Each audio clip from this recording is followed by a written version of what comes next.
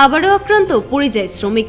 এবার মধ্যপ্রদেশে কাপড় ফেরি করতে গিয়ে মধ্যপ্রদেশের সাগর জেলার সুরকি থানার শামনাপুর গ্রামে আক্রান্ত হতে হলো মালদার কালিয়াচকের বামুনগ্রাম গ্রাম পঞ্চায়েতের পাহাড়পুরের বাসিন্দা সাইদ খাকে। চাকু দিয়ে তাকে এলোপাথারি আঘাত করার অভিযোগ। বর্তমানে তিনি বুন্ডেলখন্ড মেডিকেল কলেজের হাসপাতালে চিকিৎসাধীন। পরিবারের পক্ষ থেকে জানানো হয়েছে, গত 12 দিন আগে তিনি মধ্যপ্রদেশে গিয়েছিলেন। এসআইআর এর ডাক পাওয়ায় মালদা এসেছিলেন তিনি। পরিবারের একমাত্র রোজগার করে সে।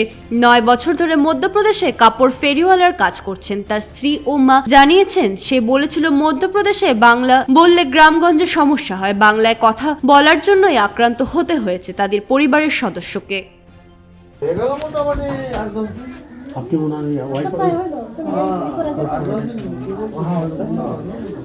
ঘটনা কি হয়েছে, গেছিল করতে ফেরি করতে গেছিল। ফেরি করতে যাই এবার আবার কি করেছে, কেমন করে কথা বলছে, বেলাচ্ছে মাছ ধর করে আছে, লুটপাট করছে, লুটপাট করেছে, মাছ ধর করে আছে। কোথায় কোথায় মেরেছে?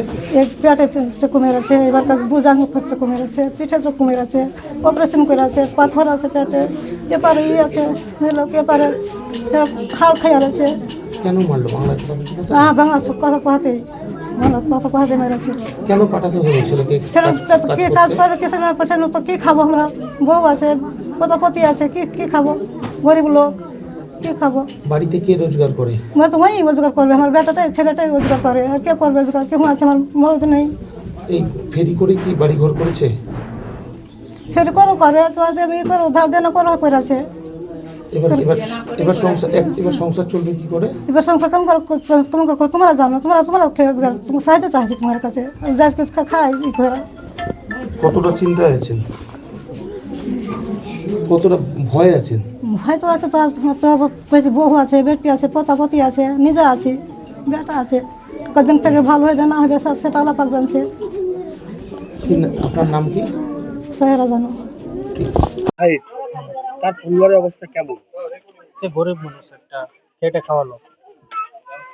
তাকে বাইরে যেতে হচ্ছে কেন? বাইরে খাওয়ার জন্য, সংসার চালানোর জন্য যেতে হচ্ছে। কতদিন ধরে চেনেন আপনি? অনেকদিন থেকে, ছোট থেকে চিনি, আমার গ্রামের।